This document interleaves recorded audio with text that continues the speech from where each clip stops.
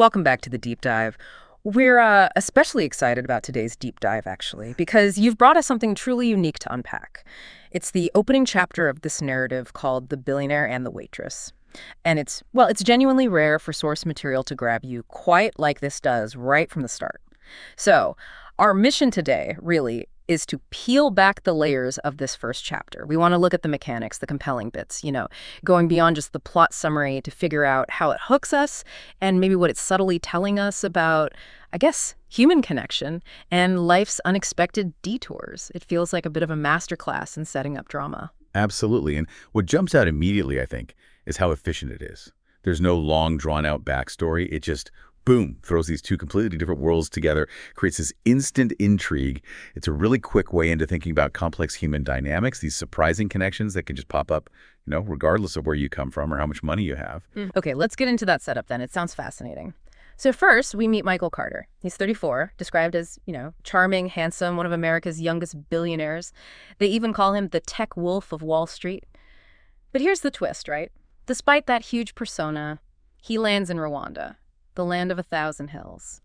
And his goal is just quiet, a 2-week escape. He wants peace, away from boardrooms, away from headlines, explicitly, no press, no cameras, just quiet. Yeah, and that contrast, it's immediate, isn't it? It's not just plot. It makes you think about this modern paradox. Someone at the absolute peak of external success, like Michael, but maybe hiding this deep internal, deficit. So his trip to Rwanda, it feels less like a holiday and more like this quiet search for something real, something authentic that Wall Street clearly wasn't giving him. Yeah. The story hints right away that maybe what he's truly looking for is completely off the map for him, far from any spotlight. Right. And this is where the narrative gets, really clever, I think, subtle. It's his third day, he's at breakfast, still kind of plugged into his emails, the restaurant's nearly empty, and then he hears this voice, soft, polite. Muraho neza, sir. Good morning, may I take your order? He looks up, and the source says, quite plainly, in that moment, something changed. And then we meet her, Chantal. She's 25, a waitress. Working double shifts, we learn, supporting her sick mother, 2 younger siblings. It's a heavy load. Her appearance is described as, simple, basic uniform, name tag's even a bit cracked, no fancy perfume, no designer shoes, just a complete, visual opposite to the women Michael probably usually meets. And that description, that moment, it gives us this key insight. The shift in Michael, it's almost visceral the way it's written. It doesn't just tell us he's interested, it shows us why. Her eyes, described as deep and honest, like the calm after a storm. And her smile, shy but warm. Apparently it's enough to make him totally forget his overflowing inbox. It suggests she has this rare authenticity maybe, a kind of grounding presence that just instantly clicked with something he needed, even if he didn't know it. It's a classic setup, really. These two characters acting as foils, highlighting what the other one maybe lacks or truly needs. And what's really striking is we also get Chantal's side. She has zero idea about his wealth, cannot even fathom someone having enough money to buy the whole resort, the source says. But what gets her attention isn't status. Not at all. It's his Kenya Rwanda apparently is perfect. And just the simple fact that he really listened when she spoke, that says so much, doesn't it? Yeah. About what maybe both of them were actually craving. Genuine connection, how rare real listening can be anywhere. And this connection, it picks up speed pretty quickly. They talk longer than usual that very first morning. And Michael, even though he's got a private chef back at his villa, he keeps coming back to the restaurant daily. So it's not just, 2 ships passing in the night.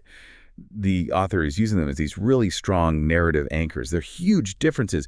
Just immediately throw the internal conflicts, the sort of unmet needs each one has, into sharp relief. It really makes you think. Yeah. What happens when a connection like that sparks so unexpectedly? And the narrative shows us the real-world stuff that starts happening, too. The social side. Whispers began, it says. Staff started to notice. Apparently some laughed, but others warned her, be careful, Chantal. Men like that, they don't stay. Those whispers. They're not just background noise, are they? They're this sharp reflection of how society, often slaps expectations and biases onto connections that don't fit the usual mold, especially across big economic gaps. For Chantal, these warnings, they're not just gossip. They represent this real pressure cooker, right? She's forced to deal with what everyone else thinks, even while her own world is being turned upside down by this guy.